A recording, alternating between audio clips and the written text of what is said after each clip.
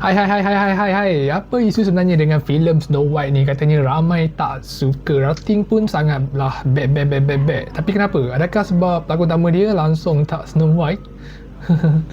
Ni yang buat ramai rasa macam tak puas hati lah. Dari dulu kan Snow White memang dikenali sebab kulitnya seputih salji. Tapi dalam versi baru 25 ni kan, salji kat mana?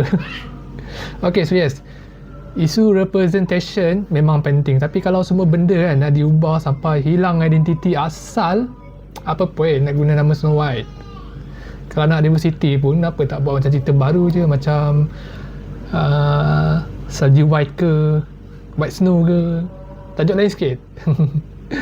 Macam James Bond pun kan, dia ada macam hura-hura nak tukar jadi macam Jamaica Bond.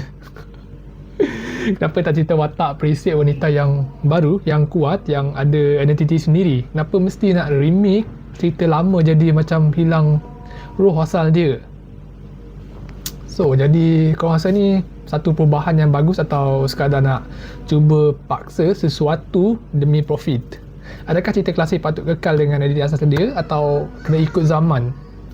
So guys, jangan lupa follow, like dan komen pendapat korang.